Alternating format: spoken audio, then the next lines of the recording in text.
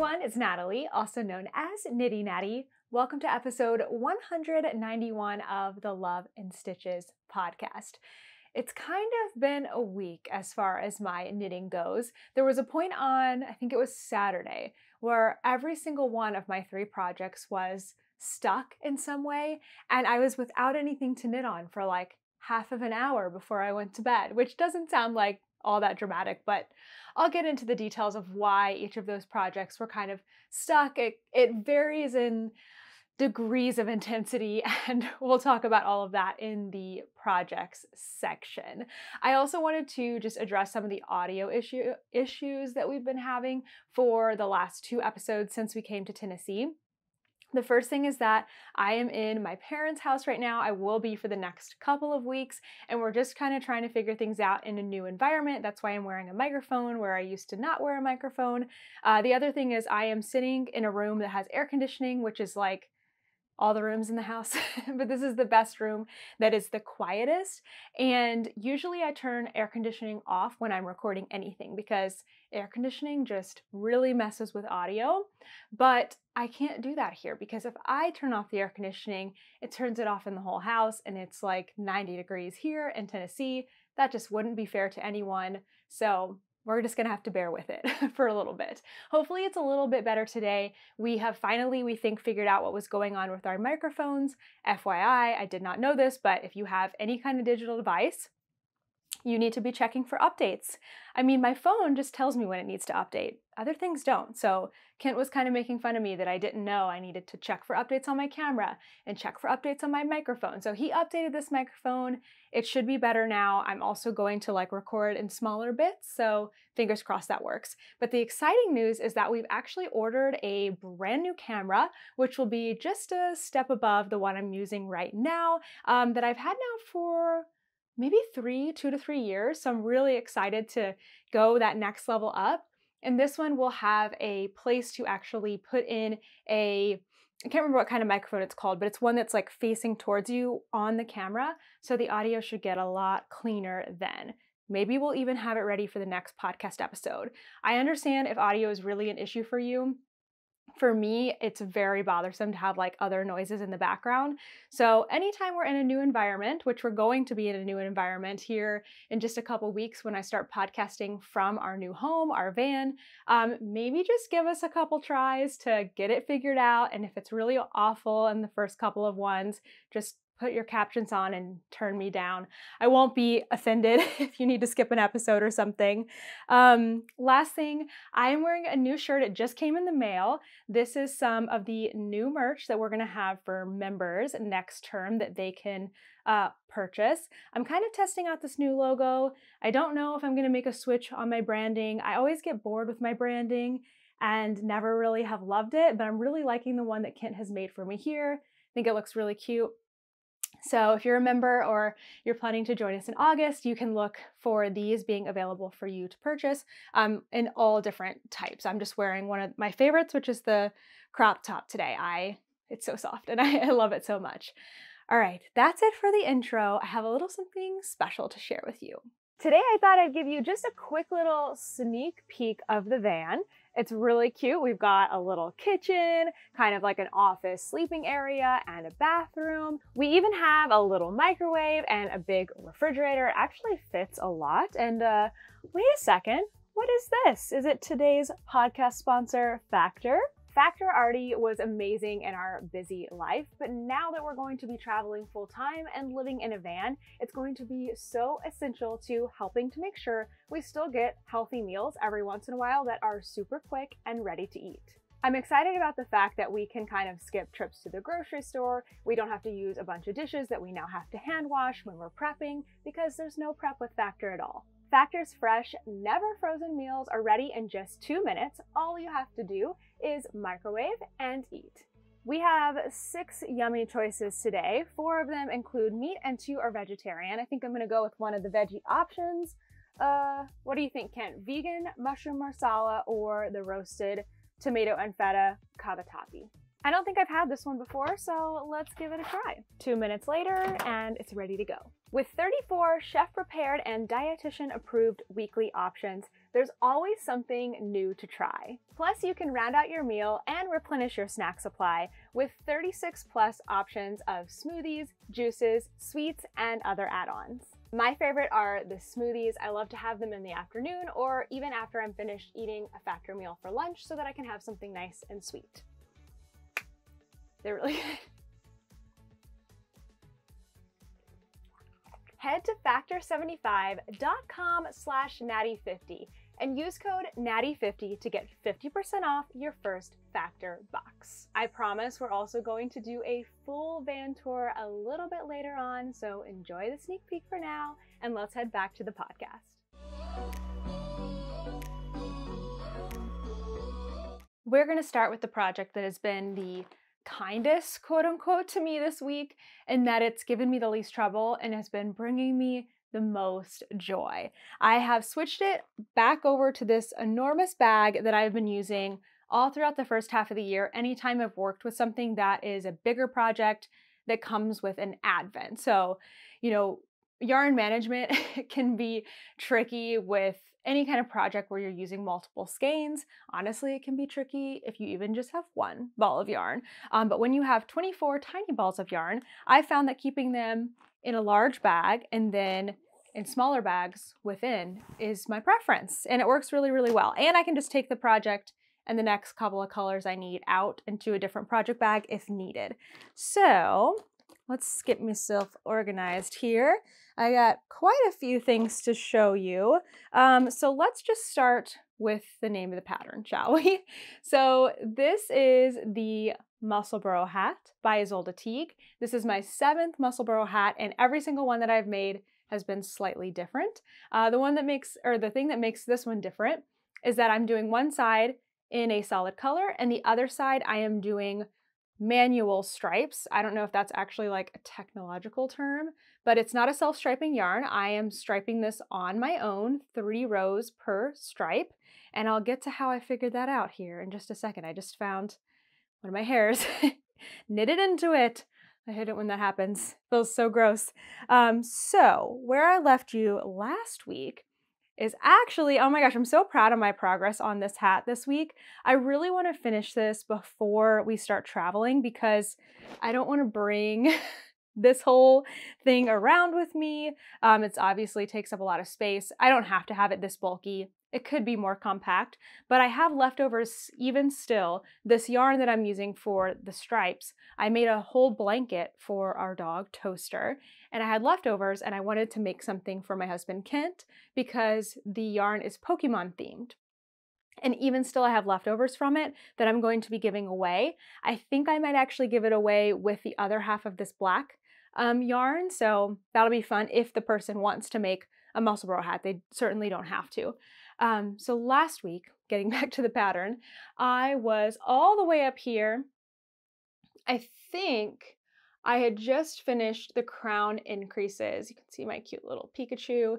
This is also from the advent calendar. It came with it. It's like Pikachu with a little heart.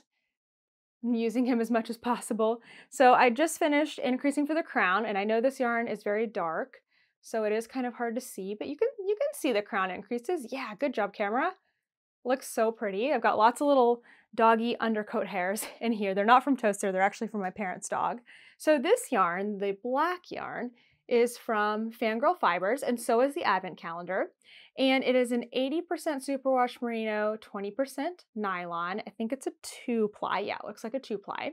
Originally, this color was called Gray Skull, but I recently learned from Emily, the dyer herself, that this color is going to be renamed in a future collection. I don't know if that's public knowledge because this was on a membership thing, so I'm not going to share it yet, but this is a really great, like, tonal black color. It is black, but you can see it's got little bits of different like saturation throughout. The camera's brightening it up and making it almost look like bluey a little bit, tint, hue. I don't know the art words. Need some help here. But in person, it's just a really great, a black color that is not too it has depth to it. So I think it's just a really great color and a really great yarn base. So I loved how it was knitting up. My goal last week was to do 10 rounds per day on this hat, and I marked those off with my light bulb stitch markers. I also had a dual purpose, not just meeting my daily goal here, but also being able to easily count how many rows were in this first half of the hat to then match it on the second half of the hat and calculate how many rows I could do for each stripe. So what ended up happening, I predicted that I would need 60 rows because I was getting about 10 rows for an inch, and I knew I needed about 6 inches on the first half of the hat. That is based off of making this hat for Kent.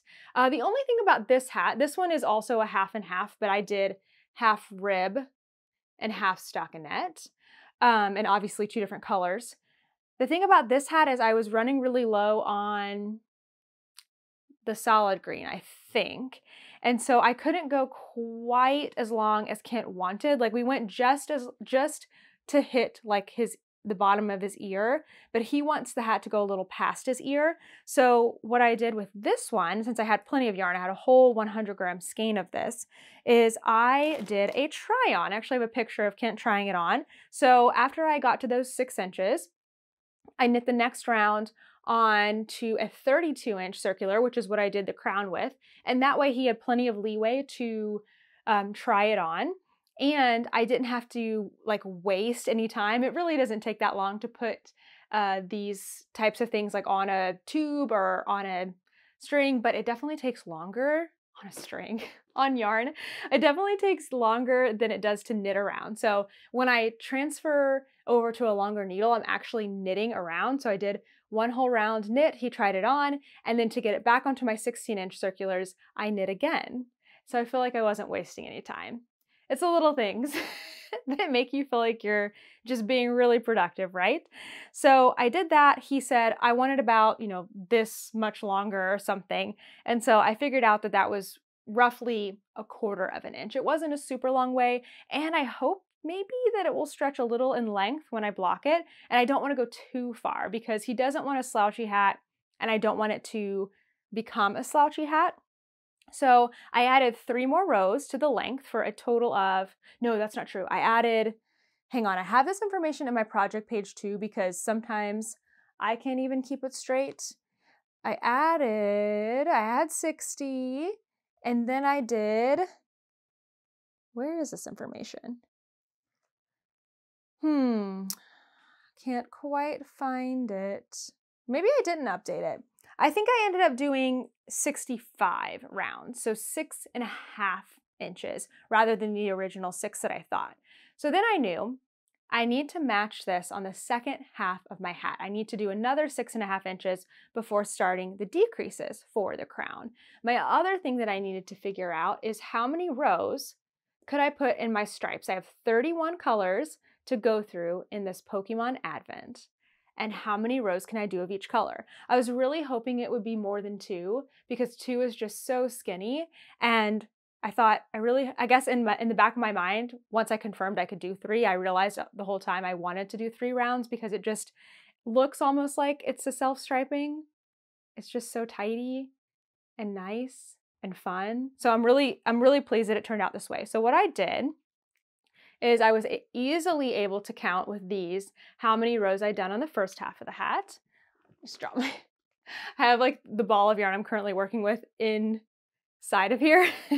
But I counted those up, and then I needed to know roughly how many rows were in the crown because I'm planning to completely stripe the other side. And that came to a total of, I think, it was about 30 rounds in the crown. I really didn't count like the last few rounds because I'm not going to change colors just to bind off. I want to kind of do my last color. Maybe my last color has 5 or 6 rounds because there's so few stitches anyway. So I got to maybe about 30 rounds in the crown, which is great because that's divisible by 3. Then I added that with my 65 rounds that I wanted to do, and I got 95. So that's not exactly divisible by 3. However, I didn't want to immediately start the second half with stripes. I wanted to still do a little bit of my main color for the first stripe-ish, so that when my hat folds in half, it will not fold in half at the start of the stripe, but will instead fold in half about right here. So the outside of the hat is all the black yarn. The inside of the hat will be a little bit of black yarn, and then start the stripes. That way the stripes are not peeking out. So does that make sense? I don't know if I'm explaining this very well, but basically halfway is like right here. That will be halfway. So I have like basically 3-4 rounds of black to start things out. And then I have, I think, 63-ish rounds. 63-ish rounds with my stripes before I start doing the crown decreases. Anyway, the math is correct, I think. I've done some bad math before, but I'm pretty sure it's correct where I can do 3 rounds of each color. I will start the crown when I have, I think, 10 colors left, and that's 30 rounds. And then I will just finish out the hat with that last color. And I think it's gonna come out great. I just started adding in the stripes yesterday. I could not stop. It's so addicting. It's super, super fun. And I wanted to figure out, one, how much yarn I have left here. I'm planning to recake this, especially if I'm gonna be giving it away to somebody. So let me take off my cozy. I have a scale here on the ground on top of a book, so it's flat, so excuse me. I need to bend down to put this on here. Let me let it level out. Here we go. Wow, okay, so I have 56.99 grams left of this. So that's perfect. That's just enough to do another hat, a little over 50 grams. They should only really need, if they're making the same size, of course, about 43. So that's great. That's really good news. I asked Kent before I came down here to record this, do you want anything else out of this black yarn? He said, I don't think so. You should give it away with the Pokemon yarn. Now, I don't know how much I have used of each of these. I'm going to do a guess right now, like a preliminary thing, because I can't remember. I weighed all of these after I finished using them for the blanket, but I can't remember exactly what that was. It was 4 or 5 point something, 5.5 maybe, 5.5 grams or something. So what I need to really do is the next time I start one, I need to weigh it, weigh the ball of yarn, knit with it, and then weigh the ball of yarn again. But I do have several that I finished with. So what I've got going on in here is I have a big 2-gallon bag of all the colors that I haven't worked with yet. Oh, and can you see towards the bottom here?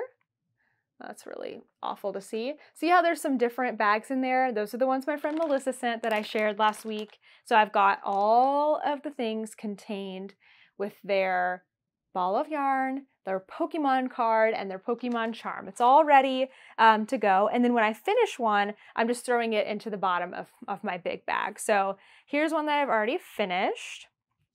So yeah, you can see it's got a Pokemon card in it. It's also got a charm.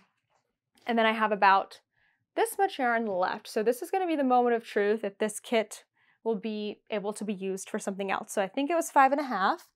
Setting that on the scale. Oh, yay. Okay, this is great news. It's hard to tell with yarns like how much is left when they get so small. But this is 4.01 grams, which means I've definitely used less than 2 grams, maybe 1.5 grams. I can't really, maybe it was closer to 6 grams. I'm not sure, but it doesn't matter. Even if it's a full 2 grams, there's 4 here. And that means that if somebody were wanting to make a Pokemon hat like I'm doing, they could, or they could use the 4 grams for something else. 4 grams is still a decent amount for a lot of scrappy projects, so that makes me really, really happy. All right, I'm gonna put this crinkly thing away. I had one more thing I wanted to share today about this hat, because you might be curious what I'm doing with the ends.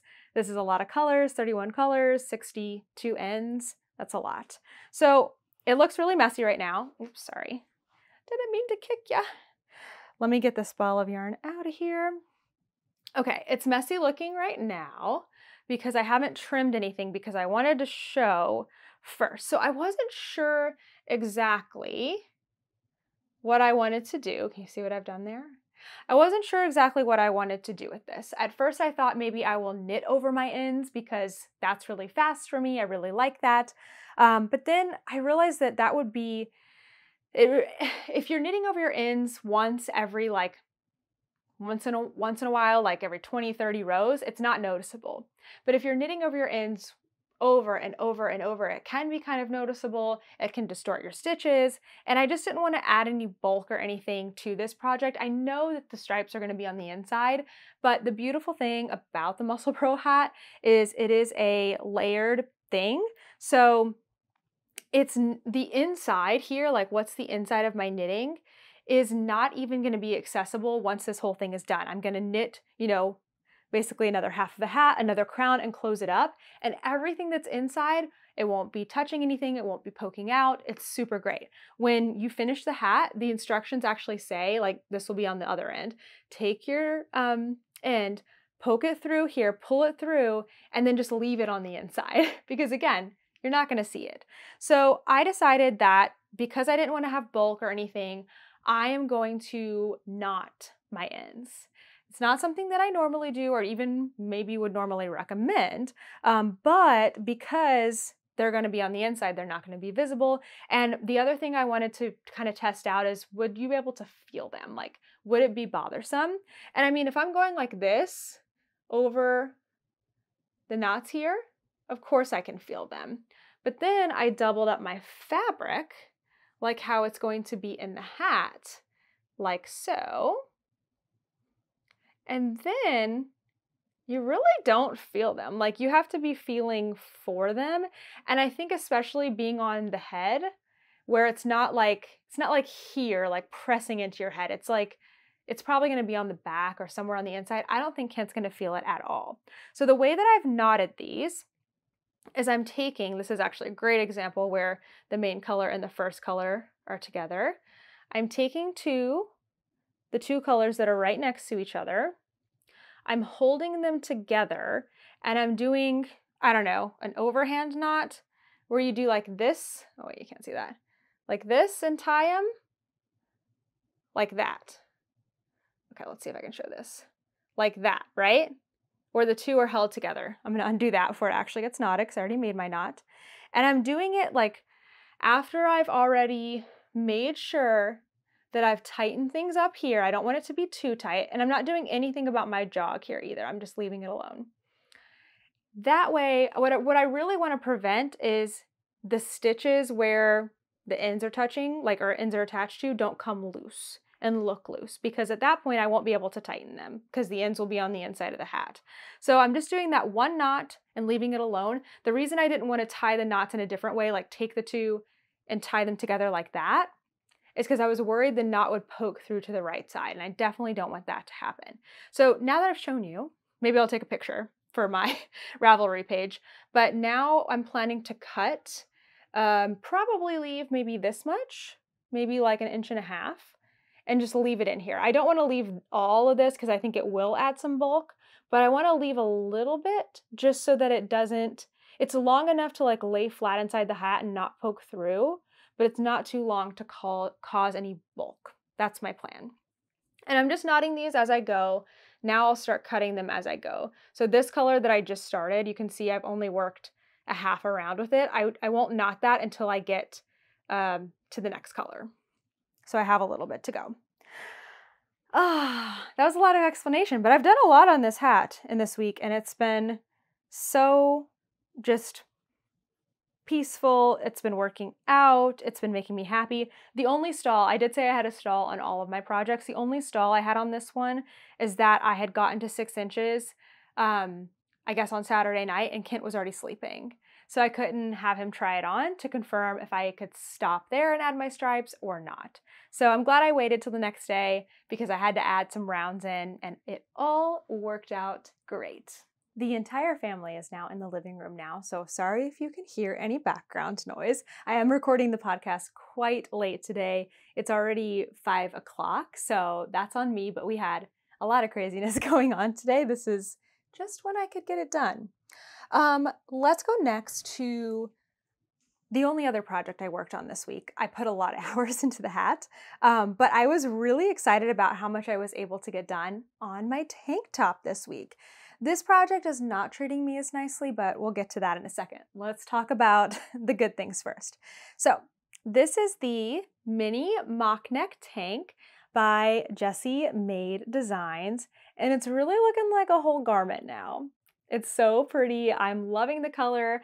I did a lot this week because we went to a lot of movies. We saw Barbie, we saw Oppenheimer, and I was just chugging along on the stockinette part of this, aiming towards about maybe 9 or so inches for the body before starting the ribbing. I have added an inch from my size, like what it says to do for the length. I didn't want it super cropped. I actually have this white tank top that I've been comparing it to that I kind of want it to fit me in a similar way, that I really like. That's just a Old Navy tank top.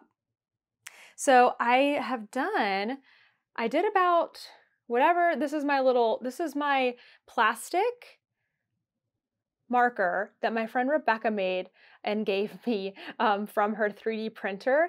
And I use them mostly when I'm blocking things. So I blocked this project to try out the length. And I like to put them in there where I had my original Progress Keeper, because this one is okay to get wet. So I had a pretty Progress Keeper in there, and then, or like a dangly one, not saying this one's not pretty, but then I put this one in there because it's safe for blocking, which is really nice. It's always good to have some plastic or rubber stitch markers on hand so that you can have those if you need them. So this whole thing is on my try-it-on tubing. Oh my gosh, it's gotten really tangled here. Hold on. Let me pull the tubing out so it doesn't continue to tangle the yarn. But the whole bottom part is on tubing. I tried it on, no, I guess I didn't. I compared it to my tank top, saw that it was probably close enough to long enough before I start the ribbing that it was time to block, see if it grew anymore. I actually honestly don't know if it grew because I didn't do a second measurement after I blocked it because I tried it on instead. So I don't know for sure how much it grew by, but I was able to start to, what is this called? Armhole edging is like a slip stitch kind of a thing. And it was rolling under. It's actually still wanting to roll a little bit here. So I was able to with blocking, I was able to get that to lie a lot flatter and give me a lot more accurate picture of like what it's gonna look like. I was also able to try on the neckline. I realized that I really like it. It's great.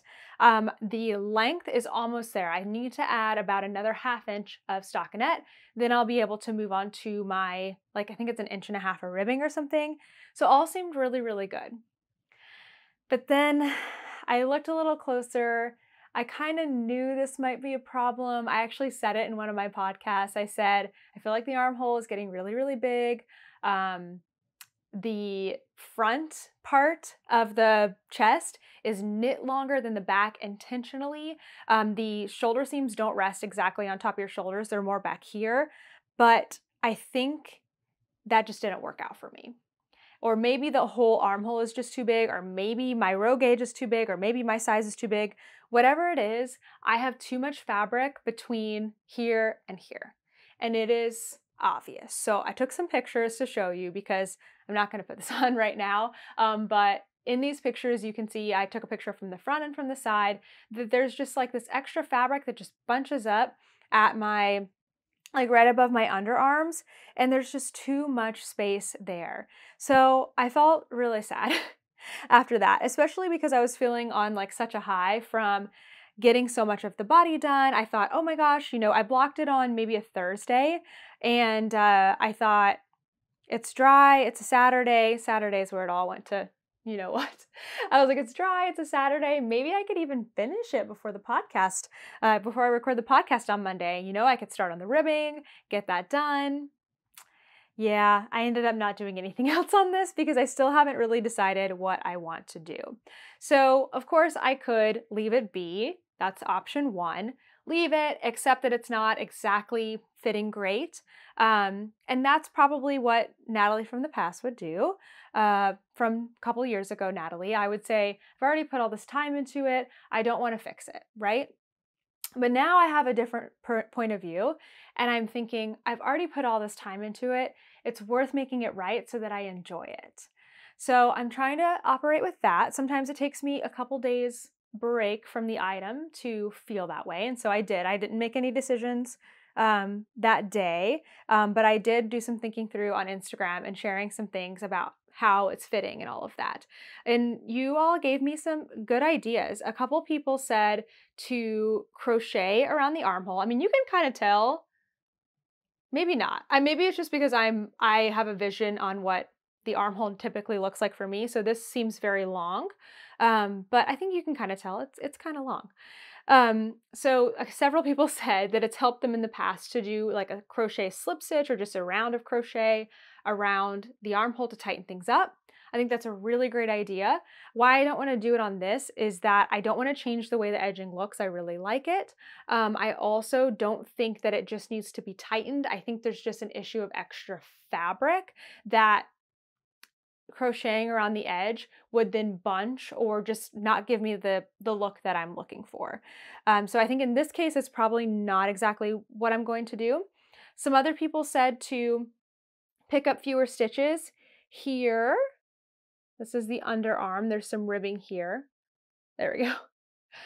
Doesn't want to focus, like being at the eye doctor. There we go. So this is the underarm. There's some ribbing there. So some people said try picking up fewer stitches. This is actually not picked up stitches. This was all knit. It's completely seamless. Pattern is awesome in that way. But it was all knit from the top down. So there weren't any stitches picked up. I can't take any stitches out. They weren't picked up here. So that doesn't really work. And plus that would only take away from like the width of the armhole. And again, I think the major problem is too much fabric here in the front. I could definitely rip back. So rip back the body, rip back the front, and the rate of increasing on the front and back were different so that the front was longer. This is the first time I've ever done a pattern that was that way. Actually, again, I said it in the podcast, like I thought I was doing something wrong. And then in the pattern, it said, don't worry, the front is supposed to be longer than the back. The seams for the shoulders are further back than the top of your shoulders. And they truly are. Like when you pick this thing up, the seams where you've picked up stitches are right, oh, you really can't see them, but they're like right here, which is pretty far back. This is the back that I'm showing you. Pretty far back rather than being up here at the top. So in theory, like the armhole is the same in the front and the back. So maybe it's just too long overall, and for whatever reason, it's resting better on my back than my front, and this is just too much for me. What I haven't done is checked whether these measurements are the same as the pattern. I don't know. I'm not saying this is a pattern issue. I think it might be maybe a gauge issue or maybe a sizing issue, or maybe just my body's a little bit different and that's okay. And I just need to make an adjustment. So not saying anything bad about the pattern, just maybe something to look out for if maybe you're a smaller chested person like me, or you have like a shorter distance between your armholes. I almost never have this problem. Usually I have the opposite problem where the armhole is too tight for me because my top measurement is very small, much smaller than my actual, the rest of my body. And so it's funny, this is not usually a problem that I have. So I don't really want to rip everything back, but I will if that means a better fitting garment. But I have one other idea. So I'd love to get your thoughts on this. I probably won't have done anything by Thursday when the podcast posts. I don't know. It just depends on my mood some days, whether I'm like ready to go doing things or not. So I thought maybe instead of ripping everything back, I could actually just take an inch, which is about what I need, out of the front. And looking at the increasing that's done here, there is a space of about an inch between increases. So where I have the same number of stitches that I could basically pick up with a needle, go down an inch, pick up with a needle, cut out the fabric in between, and then graft it together. I've done something similar when I needed to make a sweater longer before. And I did a tutorial in podcast episode 167, I think. It actually says tutorial episode on the thumbnail. So I could do something like that. And it's a little bit appealing to me to try that first because one, it will definitely save time for me. And two, it's like a fun, different challenge. And if it doesn't work out, the worst thing is that I've like lost this time on a garment. But if it does work out, then I've actually saved myself time and I've made myself a piece that is going to fit me better and I've learned a new skill. So I don't know what I'm gonna do yet. It's just kind of in limbo. I don't wanna work on it right now. I don't wanna add any length to it either until I know what I'm gonna do. If I take out an inch, I'm probably gonna have to add a little more length anyway, so I wanna try it on again. I just don't know. So everything else about it is great. If I were to reknit it, I would probably just take out some of the increasing. Sorry about that, had a bit of coughing attack. If I were to rip it out, if that ends up being what happens, I will just take it back to, I'll leave the back alone, and I will take the front back pretty far into the increasing, and I will probably just do the same increasing on the front that the back has so that they match. I think that will be a better fit for me. And now going forward into future patterns, if there is one that does like a longer front than back, I will just enter that with caution. Do I need that? Does my body need that? My topography is not the same as everybody else's. That's the beautiful thing about making handmade garments, is you can tailor it, but it's also, you have to like make it first to understand it completely. But I try to take everything that I'm learning from each garment and like apply it towards the next one. So I am getting better at things. I just realized I didn't talk about the yarn. This yarn is Moonglow Yarn Company in the color Wild Orchid. So far, I have been making this with just one skein of yarn. Technically, I used a different skein to do the ribbing at the top, but I think I'm gonna have to enter my second skein. This is what I have left. I don't know exactly how much is left in here, but I will try to do an update once I get going on it again about like how many grams it actually took. I'm making the size medium, I want to say, or maybe they're not even done by mediums. I have put that into my project page, as well as I added the pictures that I took. So if you want to go take a closer look, yes, I'm knitting the size medium and my bust measurement is 34. So just in case that helps you pick out the right size for yourself. Finally, to the project that has caused me the most problems this week, and I haven't even knit or crocheted a single stitch on it. It's just, yeah, you'll see. Anyway, if you remember, I have been making the Battenberg Blanket by Sandra Paul. I haven't crocheted on it at all in the month of July, but I was working on it every single day in June, and I was just at a standstill because I was waiting for my yarn to come in that I ordered, and it was coming from Germany. So of course it was going to take a little bit longer than, I don't know. It really didn't take that long, actually. It was more that I just needed to make a decision on it. So on Saturday, it finally arrived. And this is also yarn from a homespun house. I ordered from a homespun house for the advent calendar that I used for the squares. And the color that I decided to use to join my blanket is called Antique. And it's just a nice neutral color. So the thing is that this is 4 skeins of yarn and I need 6 skeins of yarn. And I thought I ordered 6 skeins of yarn. And so I was a little confused. I was like, well, maybe we got our communication mixed up. I don't know what's going on. So I was messaging with Molly, who was so sweet to chat with me about this on a day off, which was really nice of her. And she was like, Natalie, I know that I sent you 6 skeins of yarn. And I was like, well, there's only 4 skeins of yarn here. That's like really weird. She was like, did you also get the sock sets that I sent you? And I was like, wait, sock sets? There were no sock sets in here.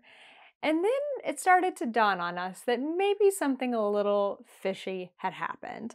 So I thought maybe my 4 skeins of yarn, let me just show you. My 4 skeins of yarn came in this paper packaging, which was really cute. They were all like in here super neatly with a little sticker. It wasn't wrinkly and messy like it is now that I've been messing with it, but it was like perfectly intact. So I didn't really think anything weird had happened.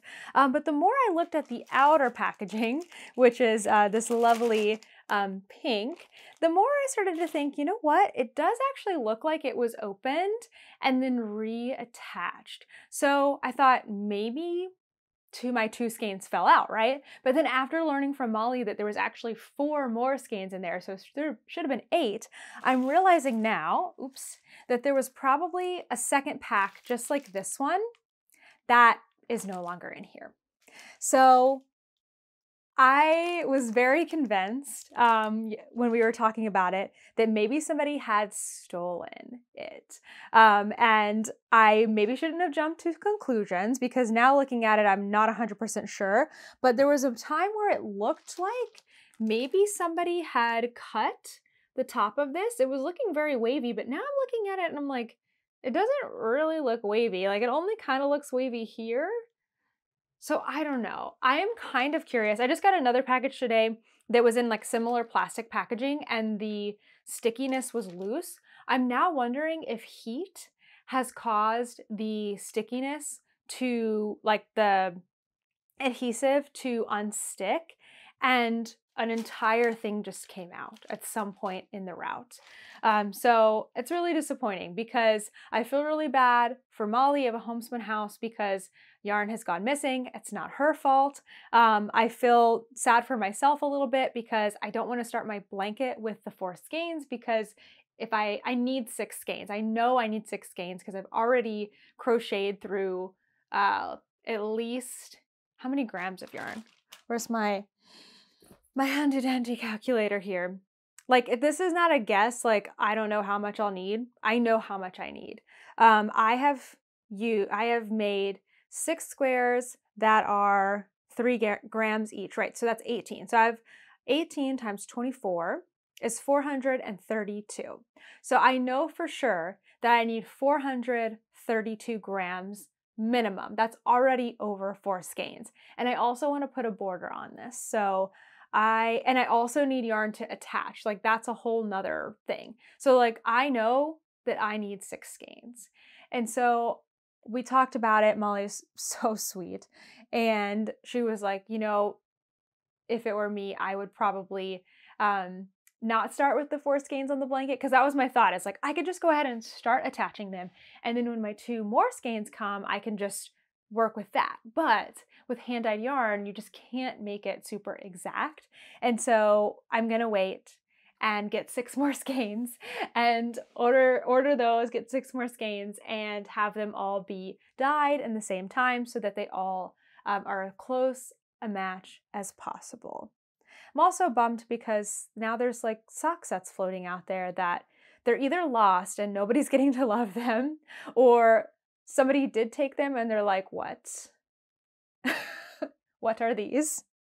Anyway, that leaves me with 4 beautiful skeins of yarn that Molly and I are chatting about what to do with. I was like, I'll send them back. I'll pay to ship them back. Like, I feel so bad.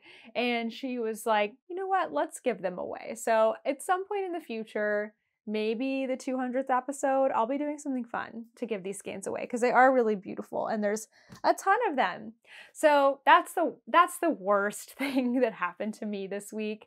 If that's the worst thing that happened to me, it's, you know, it's really not that bad of a time. But it definitely was a day of a lot of things going on. It was like, I tried the tank top on, it was looking like that, I was sad, and then the blanket, and I was like, what is happening?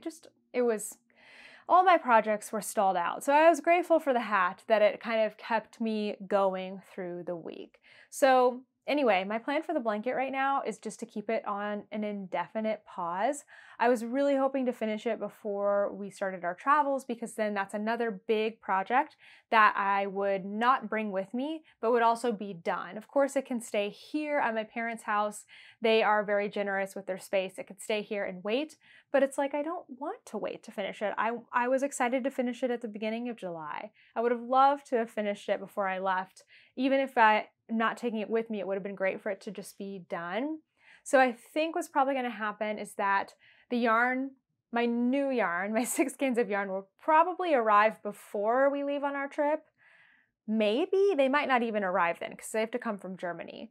But even if they do, I think I'm just going to leave everything here, and it will be a project that I pick up when I'm back here in November. I haven't fully decided yet. So anyway, those are my woes. Those are my knitting and crochet woes this week, and hopefully this next one will be a more positive one.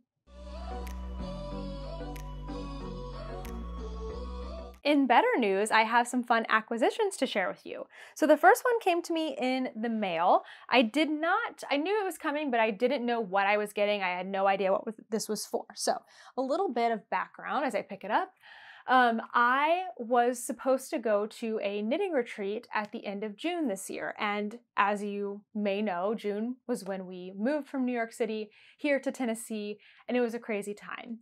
And I think it was like the end of May, I decided that it just wasn't going to work out for me to go to this retreat so close to our moving date. It wasn't going to work out logistically. It wasn't going to work out financially. We had a lot of like expenses with moving. And so I just decided, and taxes, it was taxes too. I just decided like the most mature decision was to not go on the retreat.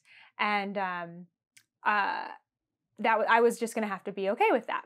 And so I was able to get all my, bookings and things from hotels and flights and all of that, like, were refundable. And the retreat wasn't, but it wasn't a big deal because it wasn't a super expensive retreat for just like the cost of that. So I just emailed them and said, hey, just letting you know, like, I'm not going to be able to come. I know it's too late to get a refund. I'm not worried about that. But if you're able to like give my spot to somebody, go for it. And I didn't hear anything. So I was like, it's fine. Whatever. And so I was surprised when I got an email from them. I think it was just last week, like, hey, Natalie, we have something. This is like so-and-so from Zombie Knit Apocalypse, and we have something to send to you.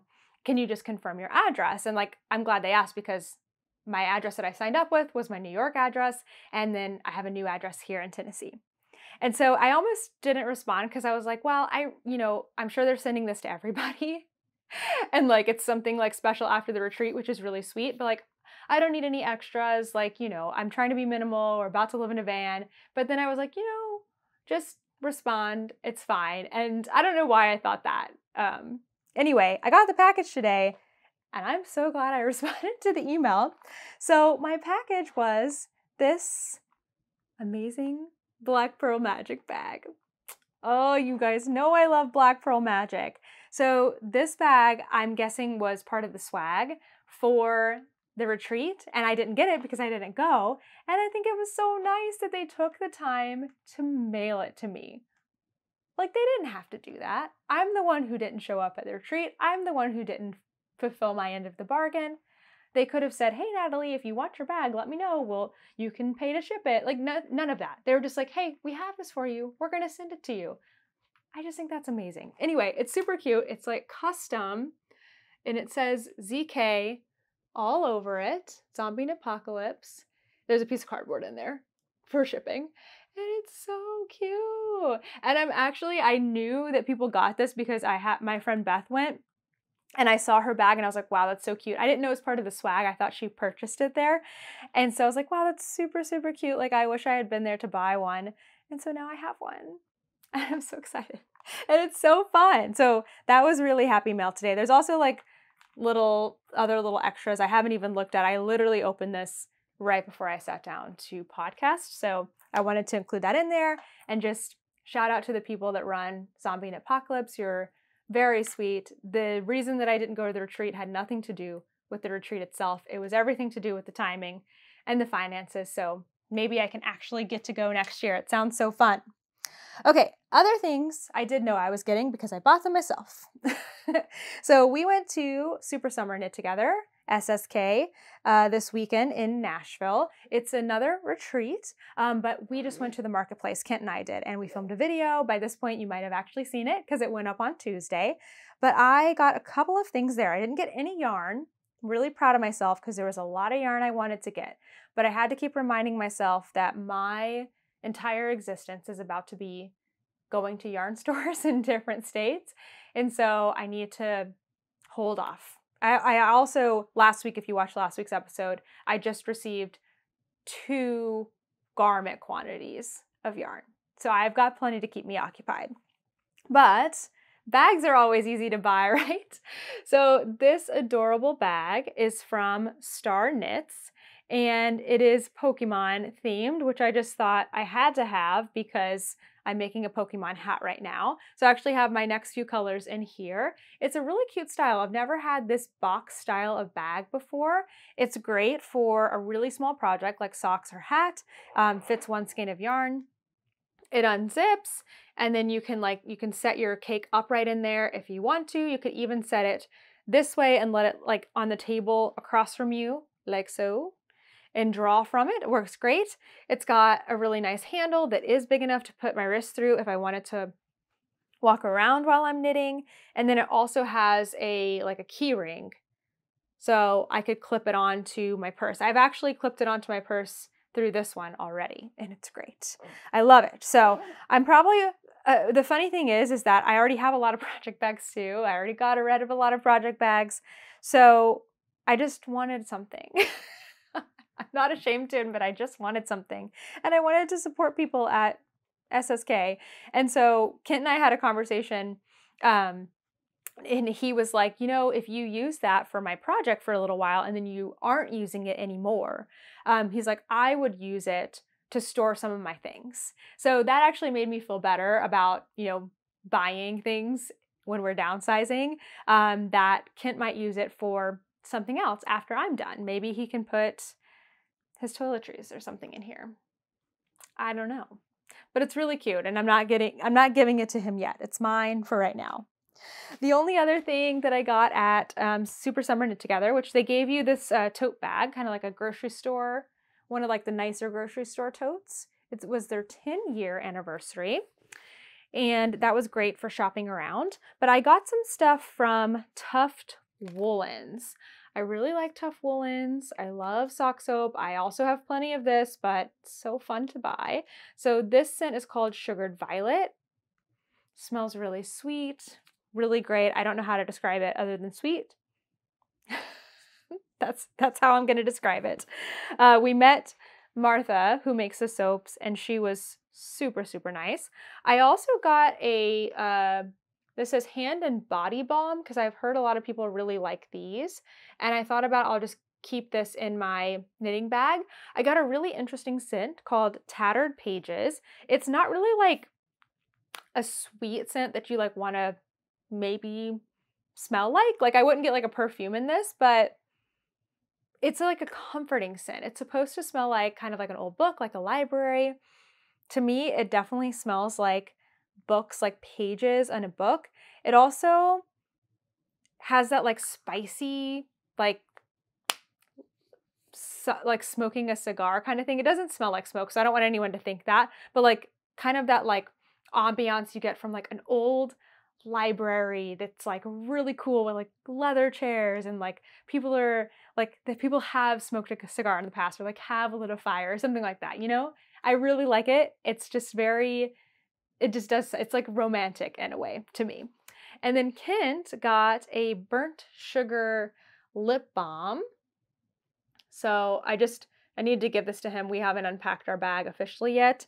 So going through everything today, I just still have everything in the bag. So I need to give that to him. I'm already using the project bag, of course, but I haven't gotten into blocking anything or opening up that soap yet. And I have some others already open, so I'll probably wait on it. For now, I can just make all of my stuff smell really, really good. As always, we have wonderful questions today.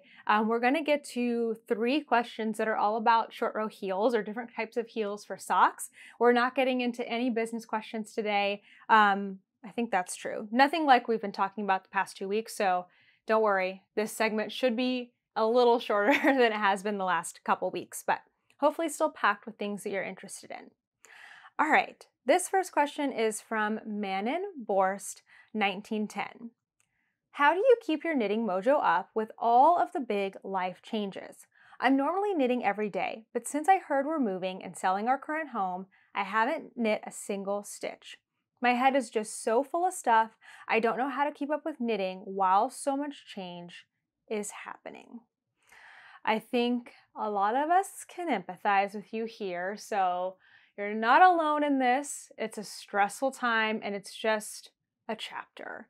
I feel like mojo, like talking about your desire, I guess, to knit and crochet or your excitement for it, it does ebb and flow. And that's a totally normal thing to happen, especially when a big life change is coming. I would really recommend not forcing anything. If you're not feeling like it, don't force it. My only maybe like caveat to that is that if you're feeling so frantic and anxious all day long, it could mean that you're needing to draw some boundaries between when you're working on the move and when you are allowing yourself to rest, and you're not getting rest because you're just thinking about moving all of the time. So it might help yourself to say like, I am only going to work on moving until like 9:30 p.m. and then I am done, and I am going to sit with my project. I don't have to knit, but I'm going to sit with my project on the couch and I will allow myself to do whatever my brain wants to do that night. Watch TV, scroll on your phone, read a book, knit, and just allowing yourself to not work on the move. And that can be really impactful and meaningful. It's really uncomfortable for a little while, but it can really help to like draw some boundaries in there. But if you're really just not feeling it, don't force it. It's okay. It will come back probably when you move. It's interesting because I recently just moved, and my knitting mojo was totally different during that time. Like, I would say I'm normally same as you. Like, when there's a lot going on, I either don't want to knit at all or I only want to work on simple things. I certainly can't make big decisions on my projects or like work through tricky things like assembling a blanket or cutting a tank top, like things that are coming up for me right now. So that's usually where I'm at. But for this move specifically, I found myself wanting to start new projects. I actually cast on my Musselburgh hat and the tank top that I'm working on this week. Actually, that's interesting. I cast those on during the couple of weeks before the move. The Musselburgh I cast on intentionally. I actually wanted to be prepared to have easy knitting, and I knew that getting out my winder and winding up my yarn and deciding what size to make, all of that were decisions that I needed to make in a moment where I was feeling in the mood to do that. And so I went with it, I did it, I got it cast on, and it was ready for me when I needed it, which turned out to not be until we got here, but it was nice that it was already started. And then the tank top, I think I just kept working on it. I was just very excited about it. So that's interesting. Like, not all seasons of life will be the same. Not all similar instances will feel the same. I don't know what was different, or if I did anything different, or if I just felt different about this move. I will say this move didn't feel super frantic until the actual moving day. But other than that, Kent and I were working together as a team so well for this move. So that definitely helped a lot. But I really wish you the best. If you're like maybe feeling in the mood, try to get yourself a simple project on the needle so that you just have it ready for you when you are ready for it. The next question is about yarn storage. This one is from DM Jones 0701. My question is about yarn storage. Right now my stash is in a plastic tub with a lid. I am in the process of setting up a room specifically for knitting and sewing, and have been trying to decide if I want to continue with the tub/lid, display and open shelving, or repurpose an old curio cabinet for yarn storage. We don't have a huge moth issue in the area where I live, but I am keeping that in mind, and also wondering how much I need to worry about fading from natural light over time. I'm drawn to the idea of choosing a method that allows me to be able to see the yarn in order to appreciate and experience the beauty of the fiber. Thank you. I love this question. And also, like, that's so exciting that you're getting ready to set up a room for knitting and sewing. Congratulations. I feel like there's so many of us, I almost dropped my computer. There's so many of us that like want to get to that point in life. I remember feeling super excited when we moved into our townhome in Texas, that I had not just a closet anymore, I had a whole room. It was so exciting. I had so much fun setting it up. And honestly, I still had excitement when I was setting up my shelf in New York, and I'm still excited to get everything ready to go in the van, even though I will have a small space. So it is exciting, but congratulations on having a room. You're really thinking through this in a really thoughtful manner, and that is awesome. So I'm going to give my opinion, but I first just want to say that there's really no wrong way to store yarn. You should do it in whatever way works best for you. I also think that you should don't feel paralyzed by making the right decision right now. Feel okay with being able to maybe change your mind later on. Like if you decide that, you want to use the cabinet that you have and then you get it in there and you do it and you're like, a couple months later it's not working for you, you can change it.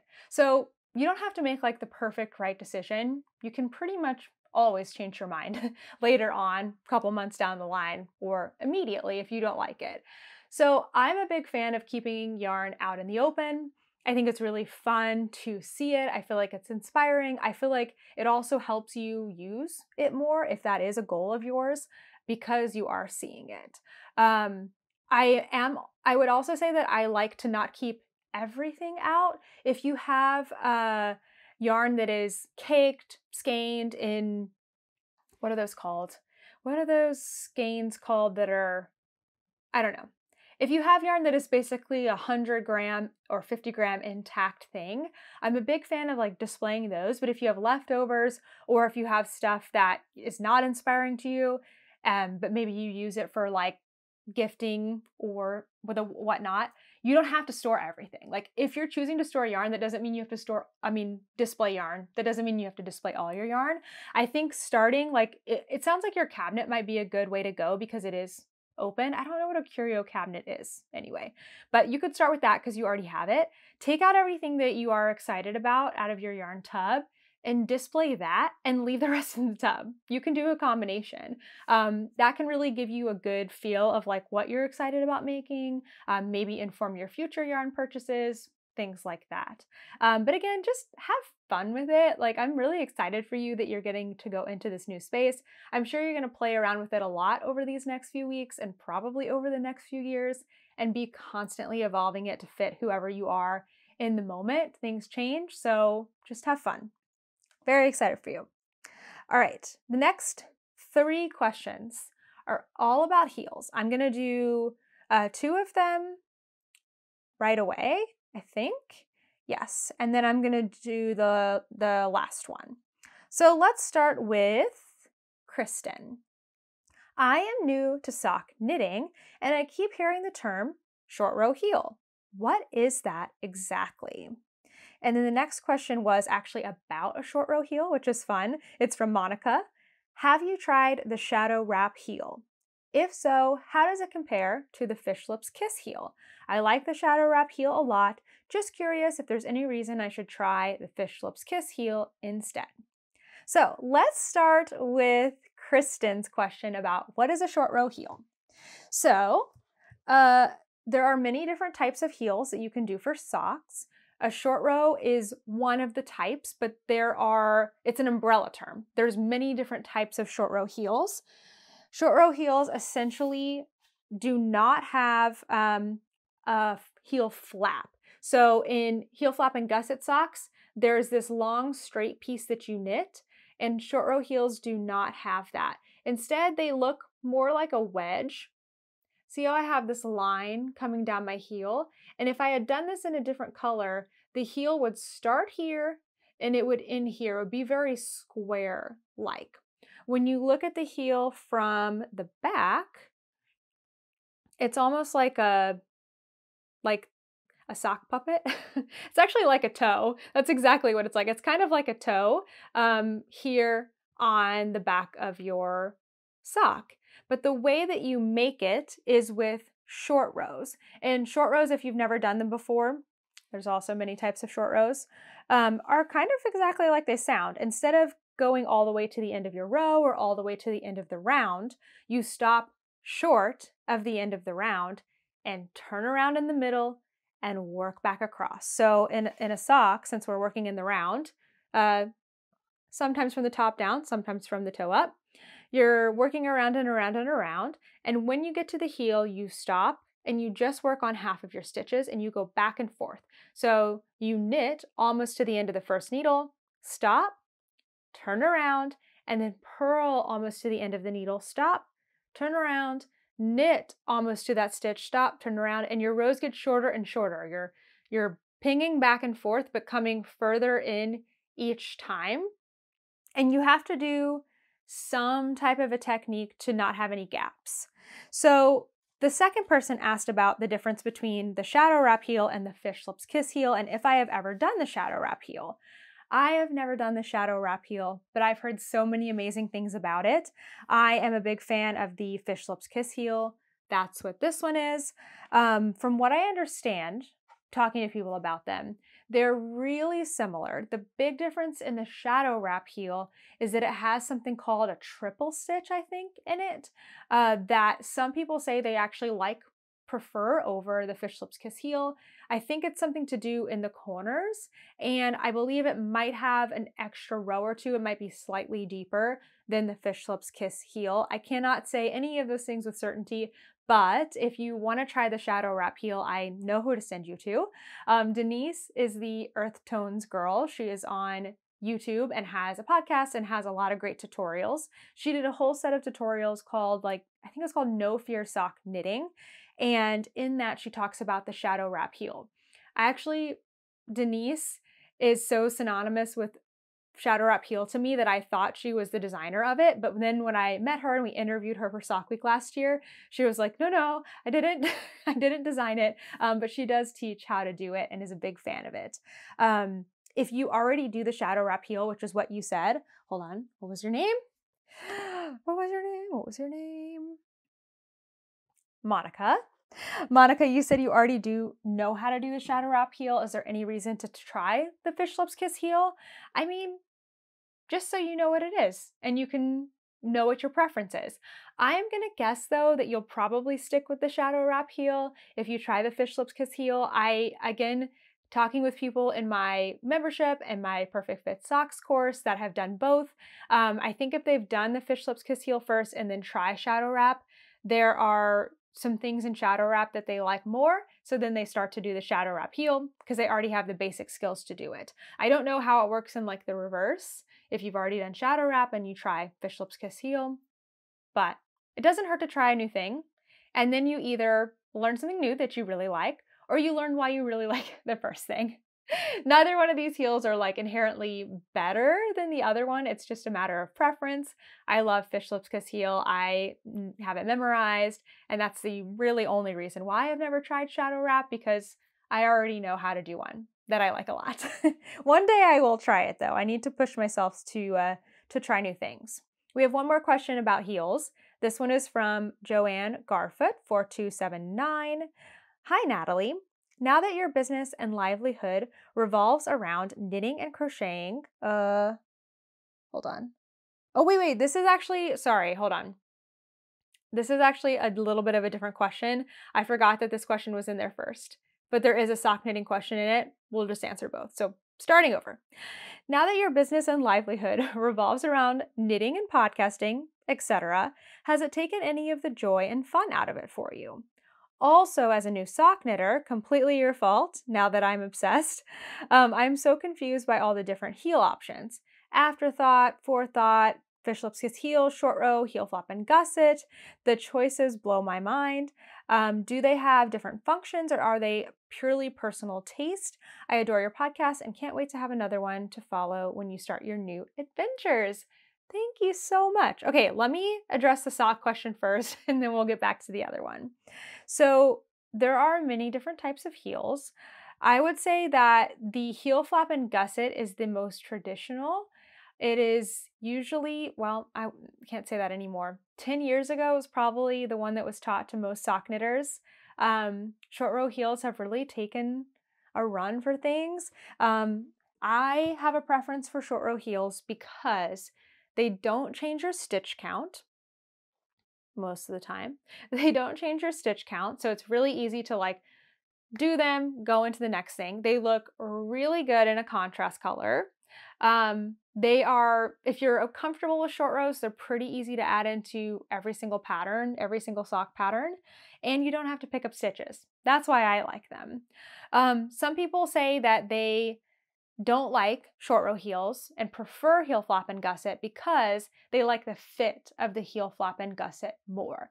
Heel flap and gusset gives you a lot more control over the depth of your heel because you can make a deep heel, like you can give as much depth of it that you want without making the foot super big. Of course you have to pick up all those stitches on the heel flap and gusset, and then you can decrease down to what you need for your foot. But it is probably anatomically a better fit for most people. I found some hacks in how to work the Fish Lips Kiss heel or any other short row heel and give it a little bit of the depth that a gusset has without having to do, a heel flap without having to do a heel flap. That's what I teach in my Perfect Fit Socks course, as well as like how to figure out how many stitches you need for each of those areas. But it's really a matter of preference. What do you like to wear? What do you like to knit? So it's fun to try all the different kinds. Oh, afterthought heel. The afterthought heel is a really great one for convenience, especially if you want to just knit a whole tube. Like if you want to cast on, do a cuff, knit straight until you get to the toe, knit the toe, and then come back in later, cut in your heel. You can do it that way. I mean, you can insert the heel at any point. That's really great, I think, for convenience. It is similar-ish fitting to a short row heel, but I do find that it has a slightly, like a little more room than a short row heel, for me at least. And it's knit in a very similar way to a toe. You pick up stitches and then you decrease like you're on a toe, and then you graft your stitches together. I have a tutorial on how to do an afterthought heel 2 ways. One with waste yarn. You add the waste yarn in when you're knitting the tube of your sock if you know where your heel needs to go. And then the other one is without waste yarn, how to pick up the stitches and all of that. So both of those tutorials are available on my channel. You can just put Knitty Natty afterthought heel and it's all there. Your other question was, now that my business is knitting and podcasting, does it take any of the joy out of it for me? So I think that when you are doing something that you also love so much, like obviously I love knitting a lot and I was already knitting, but I also like making videos and I also like meeting people and I also like teaching. I actually like really love all those things. They're not exactly the same because knitting is much more of a hobby. But yeah, now it is a profession for me, and everything that I am working on, I know at some point I will be sharing in a more professional manner, but it really hasn't taken the joy out of things for me. I don't know if it's anything that I've done, or if it's just circumstance for me that I got to start out really truly enjoying it as a hobby for many, many years. And then I got to slowly grow into where I'm at now. That it's just allowed me to adjust as I go, right? Like I haven't had any major jumps that have made things just really, really hard for me. The hardest point was when I went from moving from Texas to New York. It wasn't the move necessarily, but it was that at that time I went from doing all of my business stuff after work and on the weekends because I was a full-time school teacher to having this be my full-time job. And it was just really hard drawing boundaries then. I never felt like I didn't want to knit. I think because what I do is mostly content creation, that it's not like a design where I feel like it's hard for designers because they feel like if they're knitting or crocheting, it should be a design. And I feel like that can really take the joy out of it. I'm really lucky. I truly get to work on what I want to work on. And do I put more pressure on myself a little bit because I'm like, I said I would finish this, whatever, maybe sometimes, but I truly get to work on what I want to work on. And I think that helps just keep it really fun for me. So I feel really, really blessed for that. The next question is from I am Darvit 4743. Hi Natalie, I wanted to ask if you're planning on having another class or access to prior content for knitting perfect socks. I missed the class you had before, but would love access to the information. Thank you so much. So my Perfect Fit Socks course is available right now. It's actually available at any time that you want it. Earlier this year, I changed it to more of an evergreen course, so it is on demand. You can access it or purchase it at any time. And then the lessons will slowly come out for you on your own individual schedule. What that looks like right now is I have it set up so that on the first day, you get, I believe it's on the first day, you get the first module, and then on the second day, you get the second module. So within the first couple of days of signing up, you get all the lessons on how to measure your feet and how to do the math to figure out your perfect fit formula. After that, the lessons will come on a weekly basis. I just spread them out because it is a lot of content and it's a little bit easier if you have it paced, but you get an email every time something new comes out. So the third module is how to do the cuff, the cast on, the cuff, and the leg. The second one is all about the fourth one, sorry, is all about the fish lips kiss heel. The fifth one is about how to do your foot. The sixth is about the toe. I have several different kinds of toes that I teach. And then the last one is all about just adapting patterns for your perfect fit, creating your own patterns, managing differences between the right and the left foot, all different kinds of stuff. And right now, while there's no live content on there, you still have access to me. You're still able to ask questions in the course through comments or by sending me an email. And I am pretty much able to respond to them within 48 hours. Sometimes if it's like a long weekend or something, it's a little bit longer than that. But I'm still there. I'm still watching over the course. I'm still helping out everyone that's in that course. So it's a good one. It's the link is down below. I'll put it at the top this time. I usually also have it down in like the last grouping of links in every single video. So check it out if you are interested. We did a special for Sock Week where I had added Sock Week content as a bonus, but that's no longer going on. So now it's just the regular course. The price hasn't changed or anything, so it's all there and available. Okay, one more question here. This one is from Jenny Lee Cookman. Do you know of any non-wool advent calendars out there? I'm allergic and have looked online, but haven't had much luck. I can't be the only yarny person with a wool allergy. Okay, Jenny, I am guessing you are not the only person with a wool allergy. Unfortunately, I have never seen, I don't think, a non-wool advent calendar.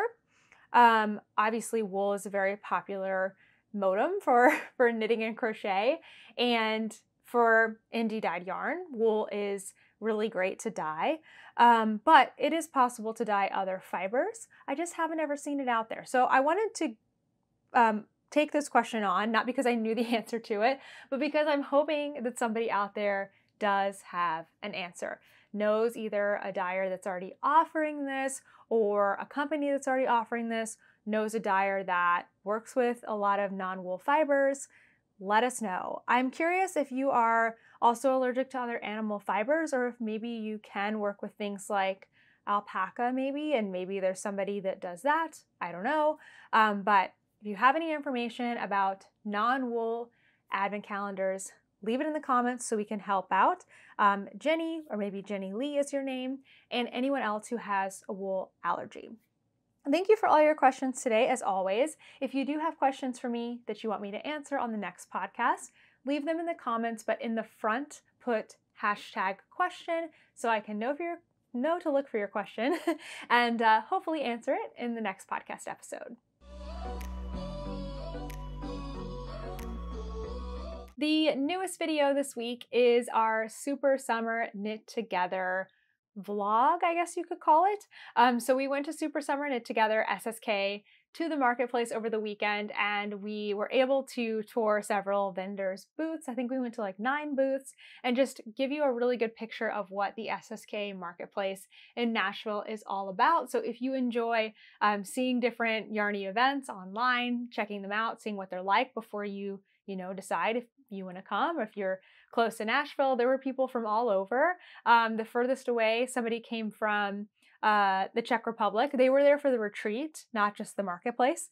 But I think it can be a cool way to kind of see what's out there and see what it's like and get a sense before you go. But also, even if you're never planning to come to Nashville to SSK, you can get a look at a lot of yarns that you may not have seen before. There were at least two vendors that I had not seen before and was really excited to see. One was this Star Knits that does the project bags, and the other was Camellia Fibers. I had never heard of them before, and they're actually a local Nashville dyer and have beautiful yarn.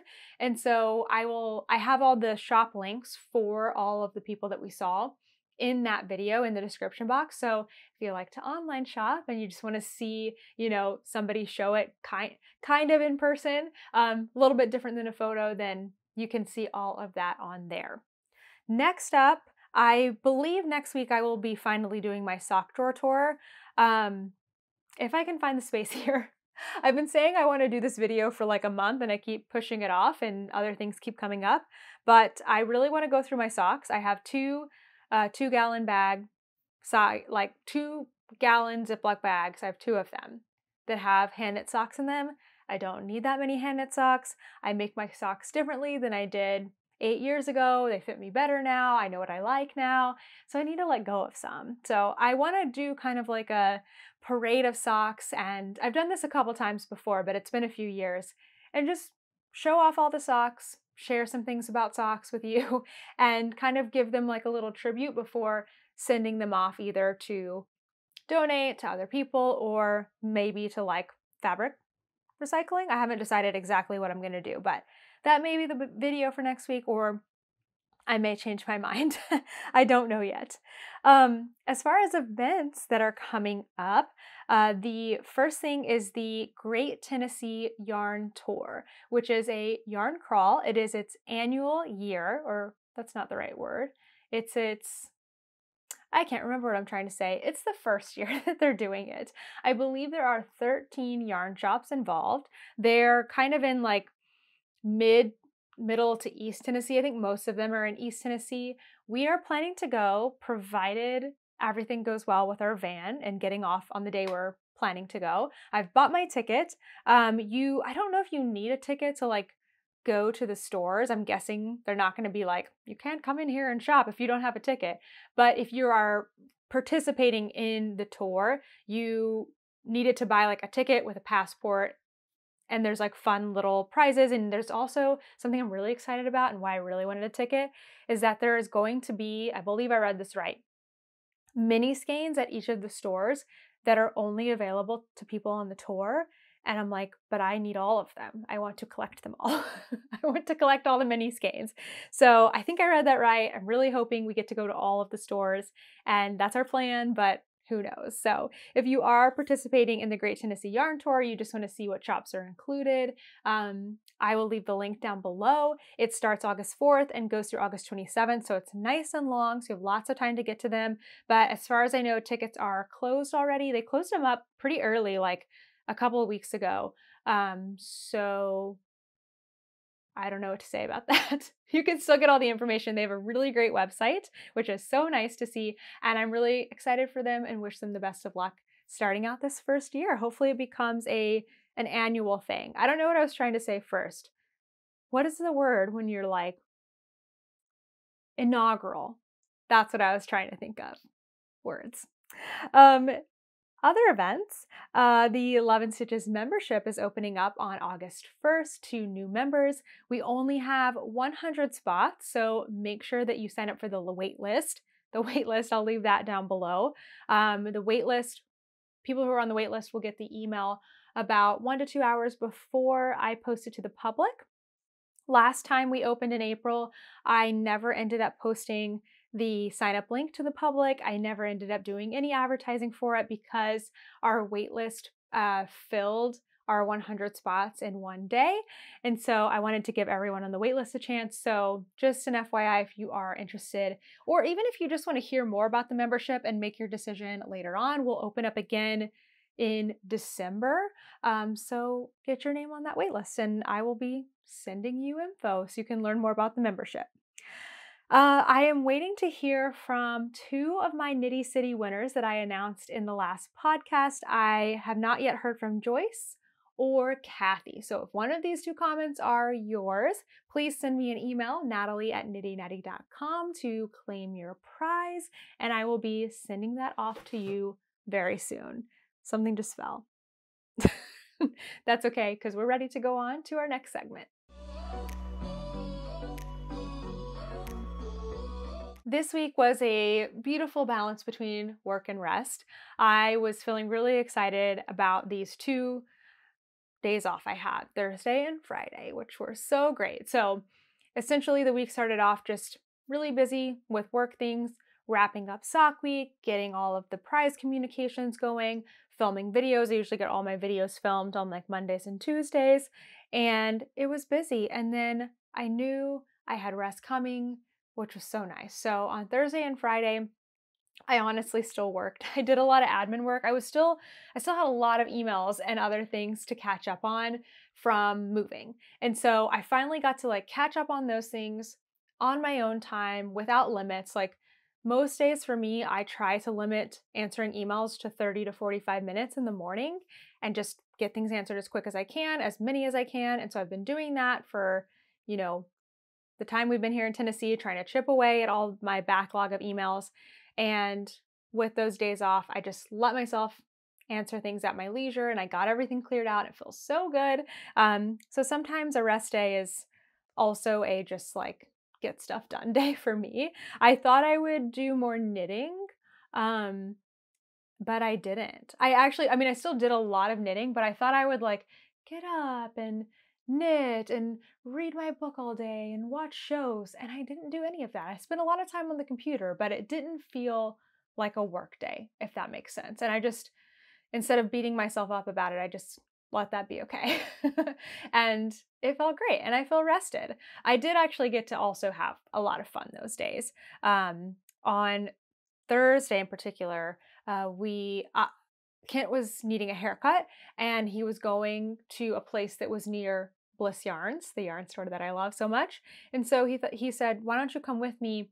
And while I'm getting my haircut, you can just knit." And I was like, "All right, I'll come with you." So I took myself to Bliss. I knit on my hat. I chatted with people. It was great. And then we had a movie. We had Barbie scheduled to see at like 4 o'clock because we wanted to see it right away. So we went to see Barbie. We got popcorn and drinks, and I worked on my hat, or no, I worked on my tank top, and it was awesome. And then later that night, we went to a hot chicken place. It's called Yardbirds. It's actually also near Bliss Yarns. We went back up to Bliss, and we played trivia. But the fun part was that one of the Love and Stitches members was in town, Nancy, and so I got to meet Nancy, and we took a cute picture. Something that was really cool is Nancy was actually knitting on a yarn cozy, which was very funny because she was like, "I'm talking to you and I'm knitting your pattern," which was a new one for me. I don't think I've ever had that before. It was cool. And the other cool thing she showed me is she had turned her Stephen West socks. I'm not going to show a picture of the Stephen West socks, but I am going to show gosh, I cannot talk. I am going to show a picture of the swatch that Nancy made for the Stephen West socks. So maybe close your eyes for the next 60 seconds. But she took the swatches and she somehow, like, I think she like stitched them together and then like picked up the bottom and did some kind of decreasing.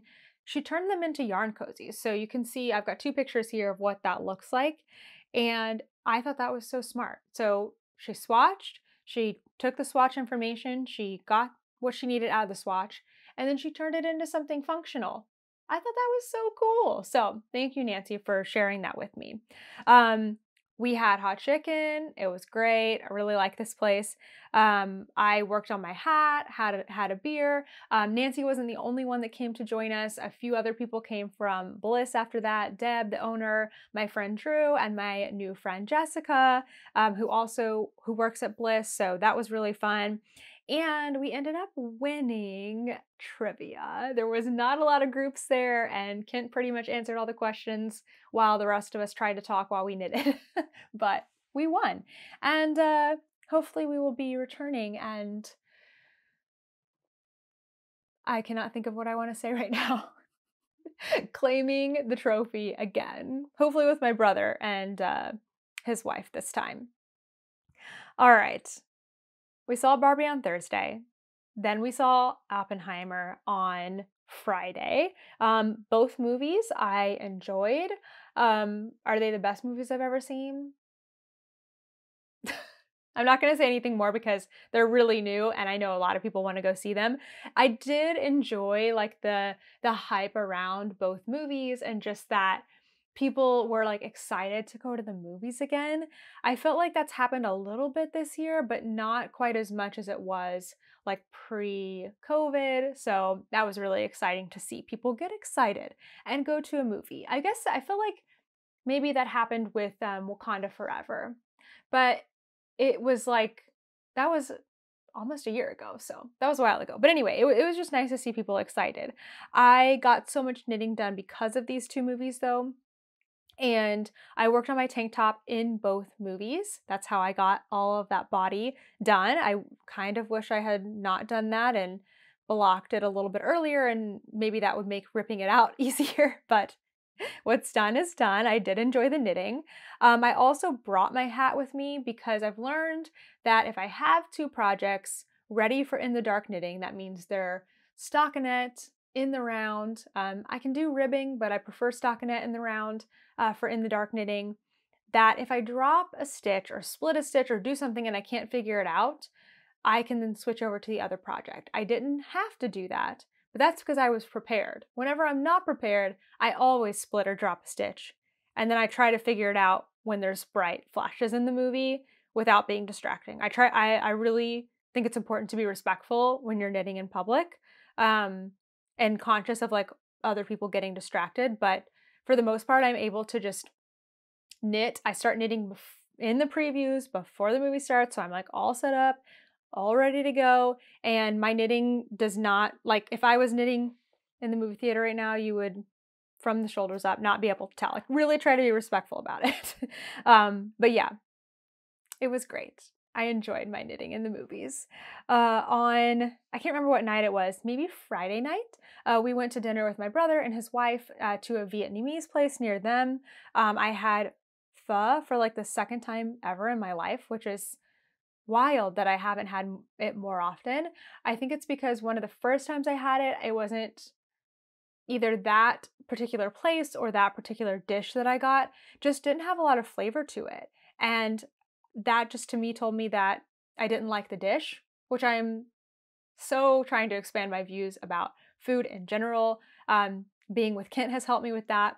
Moving to New York has helped me with that, living in different areas. And I'm so glad that I used, like in college, I was like, order chicken nuggets. Like I was that type of person. So I'm really happy to have more fun with food, try new foods now, which is, it's so much more fun. It's so much more fun. And I like so many more things than I thought that I did. Which is great for our upcoming travels because now I feel like I can try so many more things. But anyway, I guess I had this story in my head that I didn't like pho. And I was so happy to learn that that is so not true. And what the dish that I had was so, so good. We had some other things at the restaurant that my brother again and his wife go there often. They picked out for us. They were amazing and it was a great experience. It was so much fun. Then on Saturday, we went to SSK and it was great. I got to meet so many people. I got to meet so many people that are in the knitting industry. I got to meet so many people that said that they watched my podcast, which was so lovely to meet people. I was handing out stickers. I got to say hi to so many friends. Like going to these events now, I feel like I really only started going to events in a more professional sense in the last 2 years. So it was fun to like feel a part of things, I guess. And that's what knitting really does. I think for me, and I think for a lot of people, is it's so fun to go to a knitting retreat or a yarny event or a festival or a marketplace and learn that other people also love the thing that you love to do. There's just nothing like it. The energy is amazing. And it was great. And the marketplace was great. I took some pictures of the beautiful building outside. We might have already shown that one. We filmed in there, so Kent getting some shots. I try to take pictures. Kent is somebody, like he is such a big part of filming our videos now. He does most of the filming and he does the editing. I do more of like, here's the creative idea, here's the creative idea, here's the things I want to make sure we get. I'm talking to the person in the booth. I'm asking them, what should we show? Is it okay if we film? You know, all of that kind of stuff. And then I kind of set up all of the voiceovers and everything for the video. So my role is so different now. I used to do everything and I used to be not able to enjoy events as much as Natalie. I had to be there filming. And so now that Kent's filming, I'm like, what do I do? I'm like, I need to help. So I'm trying to take pictures. But really, it's okay that I'm just meeting people and planning things out. That's okay. I have to let that be okay. I got to meet one of my Love and Stitches members, Raquel, which was so great. She was wearing her beautiful, newly finished seashore dress by the Little Wolf Knits. It's the one that I'm thinking about making with my Barbie yarn. So it was cool to see that in person.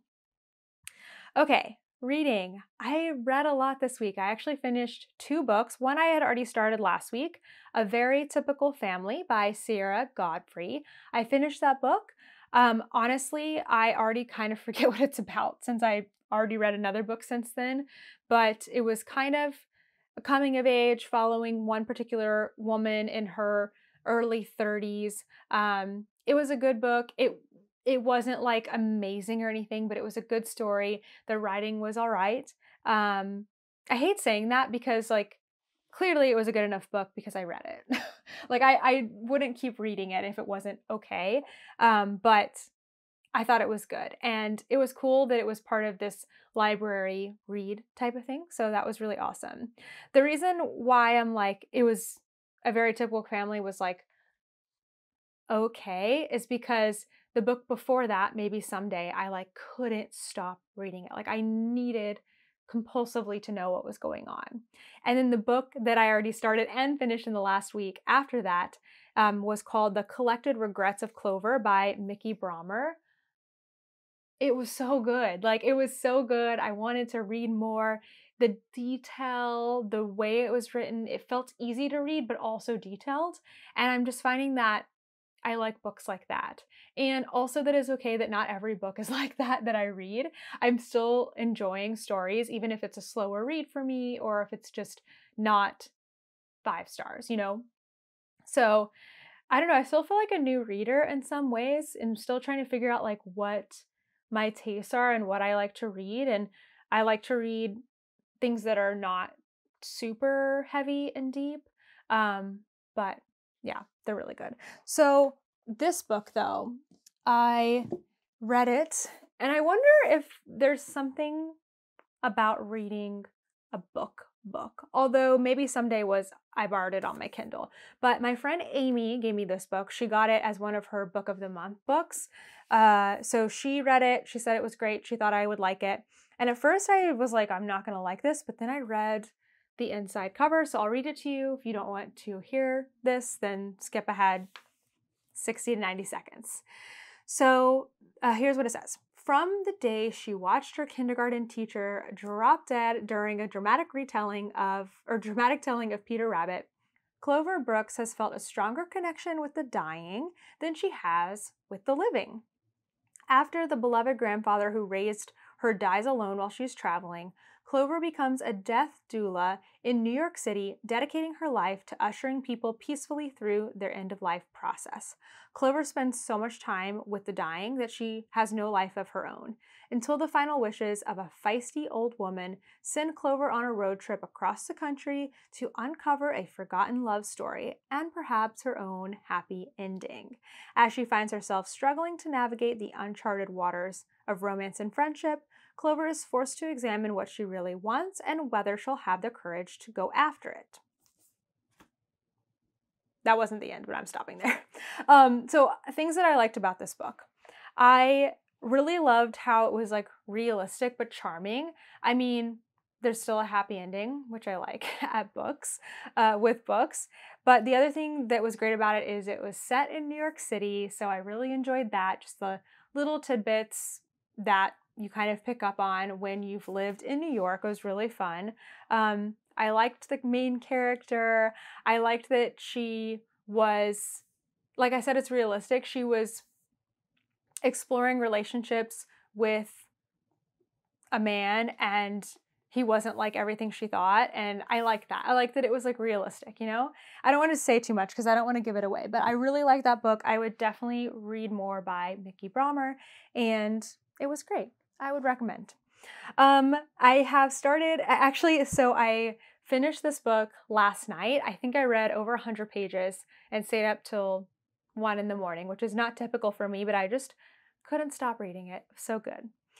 So after that, I started a new book, Claws in Deep by J.B. Sharp. This one is a romance novel, a raunchy romance novel. It is not for the faint of heart. It is definitely a lot. I've read the first one by J.B. Sharp, and now this is the second book. It has a small connection with the first book between the characters, but it's not like a same characters kind of trilogy. So so far it's an easy read. It's raunchy. It's the only thing that I like don't love is that in the last book and in this one starting out, the male character has like a little bit of toxic male energy that I don't appreciate.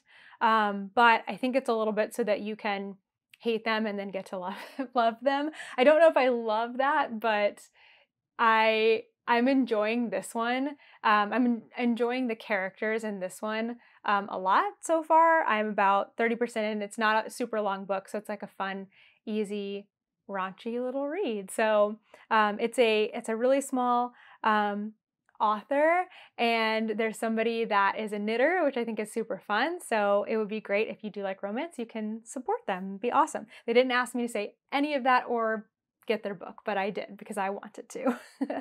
Other than that, I've been watching The Bachelorette. Actually, it's coming on in 20 minutes, so I need to get going. I wanted to take Toaster on a walk before this, but it has been a long day.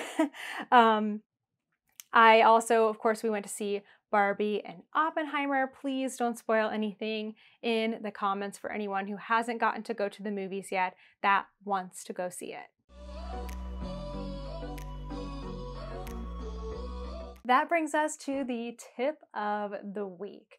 Since we were talking about heels so much in this episode, I wanted to share with you my afterthought heel tutorial. I do have two of them. One goes along with the sock series that I recorded maybe 4 or 5 years ago.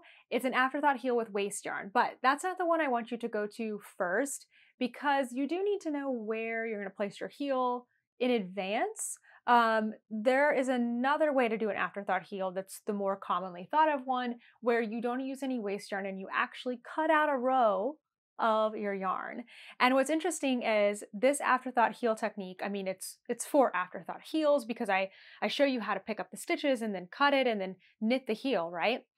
But I'm actually going to be doing something really similar with my tank top if that's the decision I decide to go, the direction I decide to go in, because it's not just how to cut in an afterthought heel. You can cut in so many things. You can cut in pockets. That's in pattern sometimes, afterthought pockets. You can cut in, I don't know what else. That's all I can think of right now. Essentially, an afterthought heel is steeking in a different direction. I've never thought of it this way until somebody in a class explained it to me this way. I can't remember who that was. Maybe it was Franklin Habit. But most of us think of steeking vertically where you like cut down the middle of like a colorwork sweater, but you can also steek this way where you're picking up stitches and then cutting the fabric, which is, I think, a little bit easier. That's exactly what an afterthought heel is. It's horizontal steeking. So if I end up going that direction in my tank top, I think this is the front, better figure that out. I will be doing a very similar thing to this afterthought heel technique where I will pick up stitches on the top, pick up stitches on the bottom, except this time instead of cutting out one row, I'm going to cut out many different rows. And instead of knitting a heel, I'm just going to graft everything together. So I thought that was appropriate for both the heel thing and the tank top thing. I'll leave the link to that tutorial down below. If you're looking for the other one, if you just search Knitty Natty Afterthought Heel, you'll find that one too. You'll find my whole sock series. Thank you so much for joining me for another nice long episode. I hope you enjoyed it. I know that I did, and I will see you in the next one.